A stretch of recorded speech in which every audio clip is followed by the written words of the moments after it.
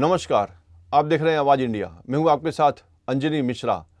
Shiv Sena UBT नेता और सांसद संजय राउत ने धस और धनंजय मुंडे की मुलाकात पर निशाना साधते हुए कहा कि मैं किसी पर व्यक्तिगत आरोप नहीं लगा रहा, लेकिन राजनीति में नैतिकता का पालन होना चाहिए। उन्होंने कहा कि सुरेश धस बीजेपी के विधायक हैं, उन्हें बीड़ में आंदोलन किया, किसी ने आवाज नहीं उठाई।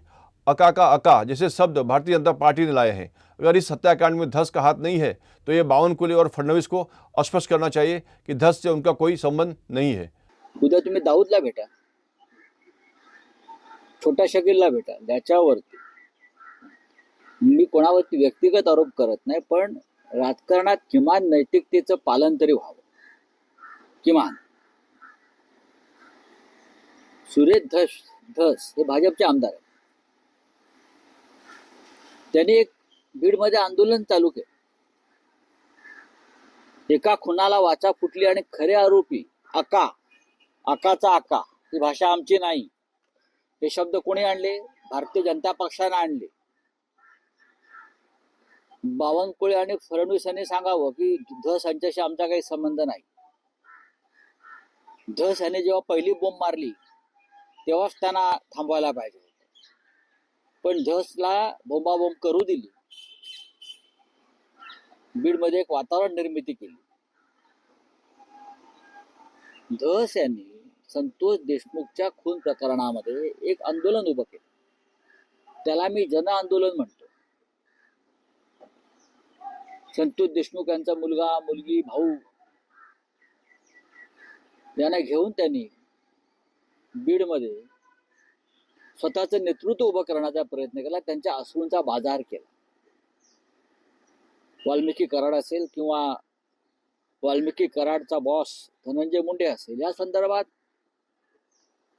महाराष्ट्राच्या जनतेला माहिती कोणी दिली? आम्हाला माहित नव्हतं हे बीडमध्ये काय चाललंय.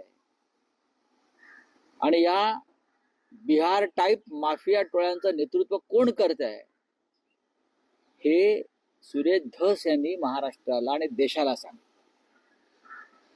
धनंजय मुंडे यांच्या संदर्भात त्यांची एक भूमिका होती आणि ती अत्यंत परकड भूमिका होती. त्यांच्या दृष्टीने ते गुन्हेगार, आरोपी आणि मुख्य सूत्रधार आहेत बीड मधल्या माफिया टोळ्यांचे.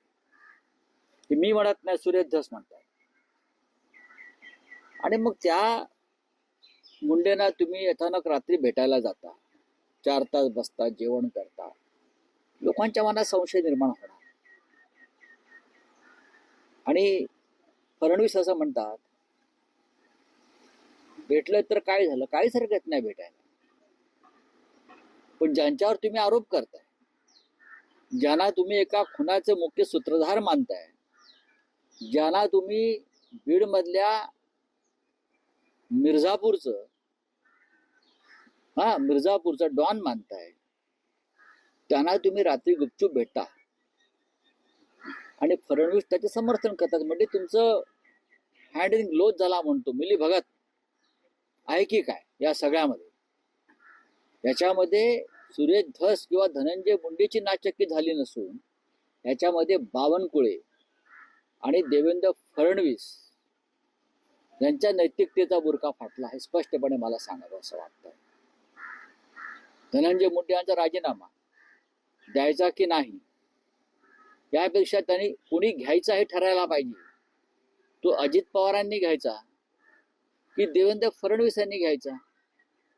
कोणाला वाचवताय? माझं तर स्पष्ट मत आहे, मनोज जरांगे पाटील यांचं जे नेतृत्व उभं राहिलं मराठा समाजामध्ये आणि त्यांनी जे आंदोलनाला सुरुवात केली होती पुन्हा एकदा निवडणुकीनंतर, त्या आंदोलनाची धार कमी करण्यासाठी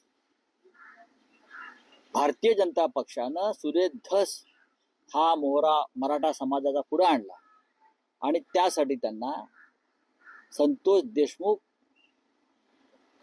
खुनाचा त्यांनी वापर केला.